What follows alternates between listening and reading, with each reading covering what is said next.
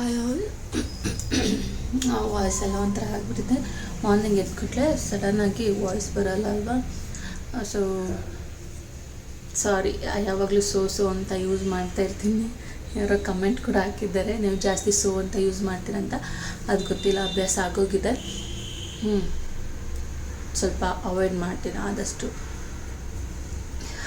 ಅದೇ ಬರ್ತಿದ್ದು ಬಾಯಿಗೆ, ಸೋ ಅಂತ ಯೂಸ್ ಮಾಡೋಣ ಅನ್ನೋ ಥರ. ಇವಾಗ ಎದ್ದಿದ್ದೀನಿ, 7:30 ಆಗಿದೆ. ಫಸ್ಟು ಹೋಗಿ ಸ್ನಾನ ಮಾಡ್ಕೊಂಡು ಫ್ರೆಶ್ ಅಪ್ ಆಗ್ತೀನಿ. ಸೊ ಇದು ಸ್ನಾನ ಮಾಡೋದು ನಾನು ಇತ್ತೀಚೆಗೆ ಅಭ್ಯಾಸ ಮಾಡ್ಕೊಂಡಿದ್ದು. ಮಾರ್ನಿಂಗ್ ಎದ್ದ ಕೂಡಲೇ ಸ್ನಾನ ಮಾಡ್ಕೊಳ್ಳೋದು. ಮುಂಚೆ ಸತ್ಯವಾಗಲೂ ಅಭ್ಯಾಸ ಇರಲಿಲ್ಲ. ಸೊ ಇವಾಗ ಮಗು ಆಗಿರೋದ್ರಿಂದ ಫಸ್ಟು ಸ್ನಾನ ಮುಗಿಸ್ಕೊಂಡ್ಬಿಟ್ರೆ ಸೊ ನೆಕ್ಸ್ಟು ಕೆಲಸ ಎಲ್ಲ ಸಾರಿ ಮತ್ತೆ ಸೋ ಯೂಸ್ ಮಾಡ್ತಾನೆ ಇರ್ತೀನಿ. ಅದು ಏನೂ ಮಾಡೋಕ್ಕಾಗಲ್ಲ.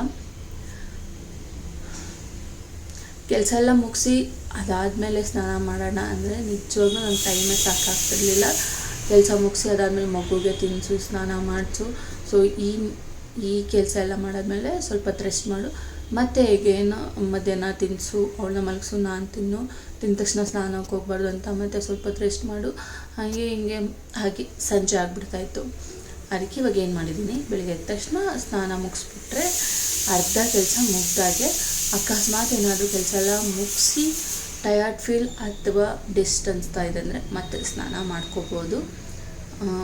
ಬೆಳಿಗ್ಗೆ ಎದ್ದ ತಕ್ಷಣ ಸ್ನಾನ ಮಾಡೋದ್ರಿಂದ fresh mind, fresh feel. So ಯಾವುದೇ ಒಂದು ಕೆಲಸ ಮಾಡಬೇಕಂದ್ರೆ ಒಂದು ಇಂಟ್ರೆಸ್ಟ್ ಬರುತ್ತೆ. ಯಾರೆಲ್ಲ ನನ್ನ ಥರ ಮುಂಚೆ ಥರ ಸ್ನಾನ ಮಾಡದೆ ಮಾರ್ನಿಂಗ್ ಕೆಲಸ ಮಾಡ್ತಾಯಿದ್ರೆ ಇದೊಂದು ಅಭ್ಯಾಸ ಮಾಡ್ಕೊಳ್ಳಿ. ಸೊ ಫೀಲ್ ಚೆನ್ನಾಗಿದೆ, ಓಕೆನಾ. ಸೊ ಎಲ್ರಿಗೂ ಹೇಳ್ತಾ ಇಲ್ಲ. ಫ್ರೆಶ್ ಅಪ್ ಆಗಿ ಮತ್ತೆ ಸಿಗ್ತೀನಿ. ನೆಕ್ಸ್ಟು ನಾನಿಲ್ಲಿ ಸ್ನಾನ ಮುಗಿಸ್ಕೊಂಡು ಬಂದೆ. ಸ್ನಾನ ಮುಗಿಸಿದಾದ್ಮೇಲೆ ಒಟ್ಟಿಗೆ ರೆಡಿ ಆಗಿಬಿಡ್ತೀನಿ.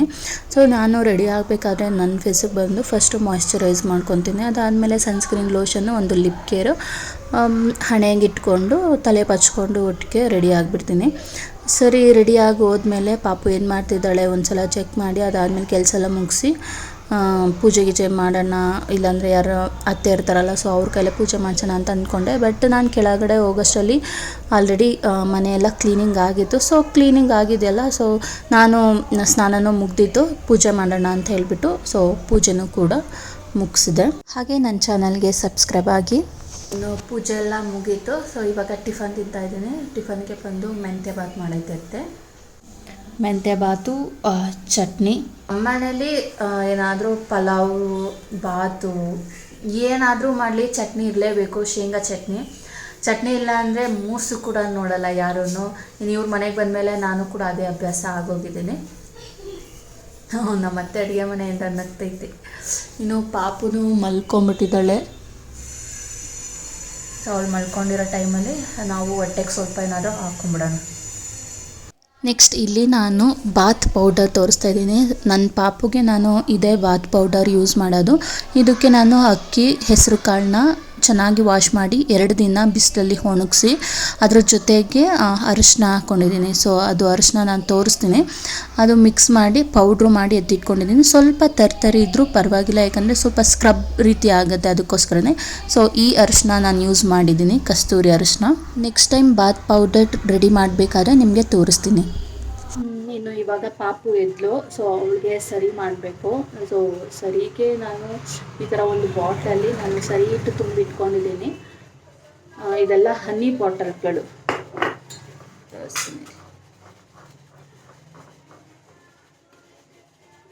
ಇದೆಲ್ಲ ಹನಿ ಬಾಟಲ್ಗಳು. ಸೊ ಚೆನ್ನಾಗಿತ್ತು ದೊಡ್ಡದಾಗಿ.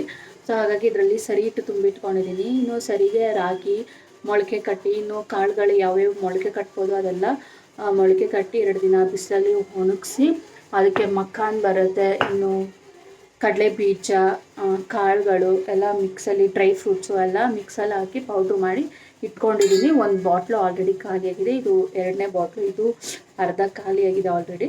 ಸೊ ನೆಕ್ಸ್ಟ್ ನಾನು ಮಾಡಬೇಕಾದ್ರೆ ಇನ್ನೊಂದಷ್ಟು ಐಟಮ್ಸ್ ಆ್ಯಡ್ ಮಾಡ್ಕೊತೀನಿ, ಓಕೆನಾ. ಸೊ ಆವಾಗ ನಾನು ಸರಿ ಮಾಡಬೇಕಾದ್ರೆ ನಾನು ತೋರಿಸ್ತೀನಿ ನಿಮಗೆ. ಸರಿ ಇಟ್ಟು ಯಾವ ರೀತಿ ರೆಡಿ ಮಾಡೋದು ಅನ್ನೋದನ್ನ ವಿಡಿಯೋ ಮಾಡ್ಕೋಬೇಕಾಗಿತ್ತು. ಬಟ್ ಸ್ಟವ್ ಮುಂದೆ ಫೋನ್ ಯೂಸ್ ಮಾಡೋದು ಅಷ್ಟು ಚೆನ್ನಾಗಿರಲ್ಲ ಅನ್ನೋದಕ್ಕಿಂತ ನಾನು ರೀಸೆಂಟಾಗಿ ಒಂದು ವಿಡಿಯೋ ನೋಡಿದ್ದೆ. ಸ್ಟವ್ ಹತ್ರ ಫೋನ್ ಯೂಸ್ ಮಾಡಬೇಕಾದ್ರೆ ಬ್ಲಾಸ್ಟ್ ಆಗಿತ್ತು ಅಂತ. ಅದರಲ್ಲೂ ನಮ್ಮ ಮಾವನೂ ಕೂಡ ಬೈತಾರೆ ಸ್ಟವ್ ಹತ್ರ ಫೋನ್ ತೊಗೊಂಡೋದ್ರೆ. ಅದಕ್ಕೋಸ್ಕರ ನಾನು ಸರಿ ಇಟ್ಟು ಮಾಡಿದ್ದು ವಿಡಿಯೋ ಮಾಡೋದಕ್ಕಾಗಿಲ್ಲ. ನೆಕ್ಸ್ಟ್ ಇಲ್ಲಿ ನನ್ನ ಪಾಪುಗೆ ನಾನು ಹಿಟ್ಟು ತಿನ್ನಿಸ್ತಾ ಇದ್ದೀನಿ. ಸೊ ಅವಳು ಸ್ಟಾರ್ಟಿಂಗಲ್ಲಿ ತಿನ್ನೋದಿಲ್ಲ, ಸ್ವಲ್ಪ ಆ ಕಡೆ ಈ ಕಡೆ ತಲೆ ಇದು ಮಾಡ್ತಾಳೆ ಬೇಡ ಅಂತ. ಸ್ವಲ್ಪ ಟೇಸ್ಟ್ ತೋರಿಸಿದ್ರೆ ನೆಕ್ಸ್ಟು ಅವಳೇ ಇಷ್ಟಪಟ್ಟು ತಿಂತಾಳೆ. ನಾನು ರೆಡಿ ಮಾಡಿಟ್ಟಿರೋ ಬೌಲ್ ಹತ್ರ ಏನು ಸರಿ ಇಟ್ಟು ರೆಡಿ ಮಾಡಿಟ್ಟಿರ್ತೀನಿ ಬೌಲು, ಆ ಬೌಲ್ ಹತ್ರನೇ ಬಂದು ಬಾಯಿಗೆ ಹಿಟ್ಟು ಹಾಕ್ಸ್ಕೊಂಡು ತಿಂತಾಳೆ, ಚೆನ್ನಾಗಿ ತಿಂತಾಳೆ. ನಾನು ಅವಳಿಗೆ ಟಿ ವಿ ತೋರಿಸ್ತಾ ಇರ್ತೀನಿ, ಯಾವ್ದಾರು ಅವಳು ಫೇವ್ರೆಟ್ ಸಾಂಗ್ಸ್ನ ಪ್ಲೇ ಮಾಡಿಬಿಟ್ರೆ ಟಿ ವಿ ನೋಡ್ಕೊತ ಆರಾಮಾಗಿ ತಿಂತಾಳೆ. ಇನ್ ಕೇಸ್ ಒಳಗಡೆ ತಿಂದಿಲ್ಲ ಅಂದರೆ ಹೊರಗಡೆ ಕರ್ಕೊಂಡೋಗಿ ವೆಹಿಕಲ್ಸ್ ಎಲ್ಲ ತೋರಿಸಿ ತಿನ್ನಿಸ್ತೀನಿ.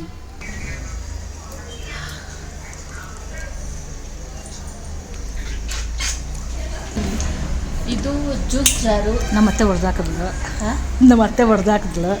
ಅದೇ ಹೇಳ್ತೀನಿ ಅಂತ.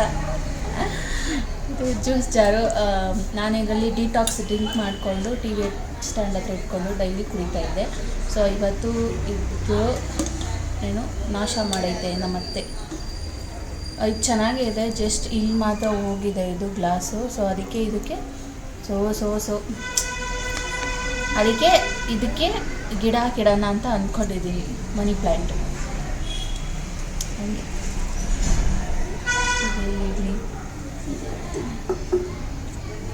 ಮಣ್ಣು ತೊಗೊಂಬರ್ತೀನಿ. ಇದರಲ್ಲೂ ಒಂದು ಗಿಡ,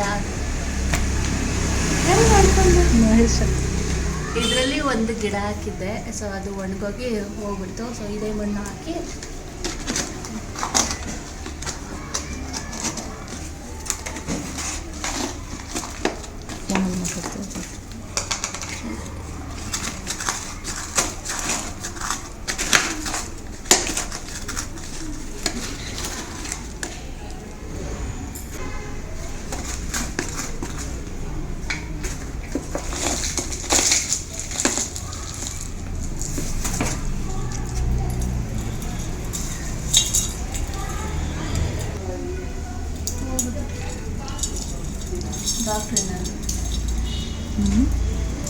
ಅವ್ರಿಗೆ ಅವರು ಯೂಟ್ಯೂಬ್ಗೆ ಹೋದರೆ ಎಲ್ಲರೂ ನೋಡ್ತಾರಂತೆ, ಏನೋ ಅನ್ಕೊತಾರಂತೆ.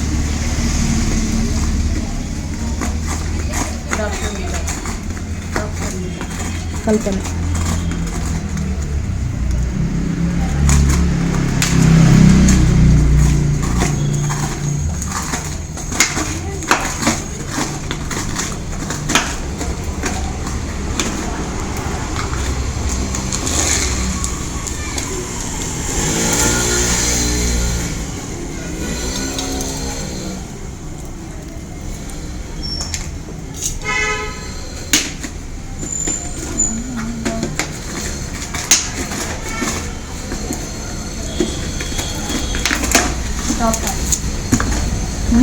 ಸ್ಟಾಪ್ ಮಾಡಿ ಈಗ ನೀರು ಹಾಕಿಕ್ಕಿದ್ರೆ ಹಂಗೆ ಬರ್ತಿತ್ತು ತಂದು. ನೀರು ಹಾಕಿದ್ರೆ ಮಣ್ಣಿಗೆ ಹೋಗುತ್ತೆ, ಈಚೆ ಬರಲ್ಲ ನೀರು. ಈ ಗಿಡ ಆ ಕಡೆನೇ ಬರುತ್ತೆ. ಇದಕ್ಕೆ ಸುತ್ತಿ ಅಲ್ಲೋಗಿ ಇದು ಜಾಸ್ತಿ ಆಗಿ ಆ ಕಡೆ ಹೋಗಿ ಇಲ್ಲಿ ಎಲ್ಲ ಕಚ್ಚಿರ್ತಾ ಇತ್ತು. ಸೊ ಇದು ಒಂದು ತಿಂಗಳಾಯ್ತಲ್ಲ, ಅದೇ ಒಂದು ತಿಂಗಳಾಯಿತು ಎಲ್ಲ ಕ್ಲೀನ್ ಮಾಡಿ ನೀಟಾಗಿ ಕಂಬಕ್ಕೆ ಸುತ್ತಿದ್ದೀನಿ.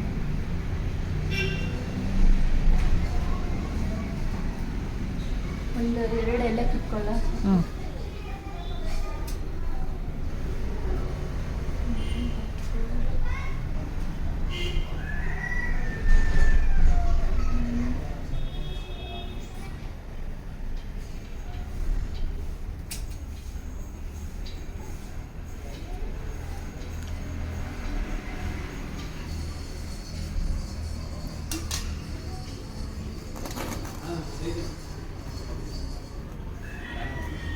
ಇನ್ನೂ ಯಾರೆಲ್ಲ ನನ್ನ ಚಾನಲ್ಗೆ ಸಬ್ಸ್ಕ್ರೈಬ್ ಆಗದೆ ಈ ವಿಡಿಯೋ ನೋಡ್ತಾ ಇದ್ದೀರಾ, ಈ ಕೂಡಲೇ ಸಬ್ಸ್ಕ್ರೈಬ್ ಆಗಿ, ಜೊತೆಗೆ ಈ ವಿಡಿಯೋನ ಕಂಪ್ಲೀಟಾಗಿ ನೋಡಿ, ಇಷ್ಟ ಆದರೆ ಒಂದು ಲೈಕ್ ಮಾಡಿ, ಹಾಗೆ ಕಮೆಂಟ್ ಮಾಡಿ. ಹಾಗೆ ನನ್ನ ಇನ್ಸ್ಟಾಗ್ರಾಮ್ ID-ನ ಡಿಸ್ಕ್ರಿಪ್ಷನಲ್ಲಿ ಮೆನ್ಷನ್ ಮಾಡಿರ್ತೀನಿ, ಸೊ ಫಾಲೋ ಮಾಡಿ.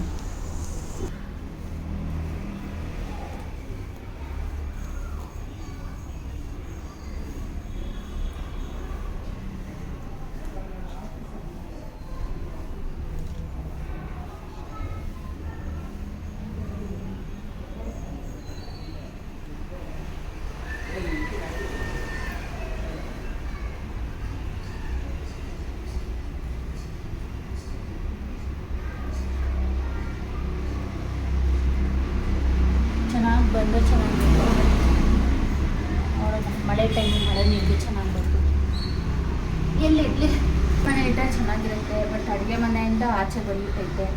ಜಾಗ ಇಲ್ಲ, ಅಡುಗೆ ಮಾಡೋದಕ್ಕೆ ಅಡುಗೆ ಮಾಡೋದಕ್ಕೆ ಜಾಗ ಇಲ್ಲ, ಜಾಗ ಇಲ್ಲ, ಕಿಟಕಿ ಮೇಲೆ ಆಗಲ್ಲ. ಮೀಸಲ್ಲ.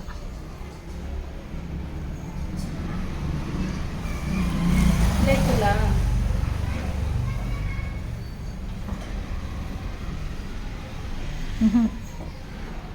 ಅಲ್ಲಿಗೊಂದು ಕಲ್ಲಿಕ್ಕೆ ಅಲ್ಲಿಕ್ರಿ, ಎಲ್ಲಿ ಹೇಳ್ರಿ ಅದ್ರ ಪಕ್ಕದಲ್ಲಿ ಅಲ್ಲಿ ಇದೆ ನೋಡಿ, ಅಲ್ಲಿಗೆ ಕರೆಕ್ಟಾಗಿ ಆಗುತ್ತಲ್ಲ ಅದು. ಹಾಂ ಬಿಡಿ. ಇಷ್ಟೇ ಇವತ್ತಿನ ವಿಡಿಯೋ. ನೆಕ್ಸ್ಟ್ ವಿಡಿಯೋದಲ್ಲಿ ಸಿಗ್ತೀನಿ. Thank you all.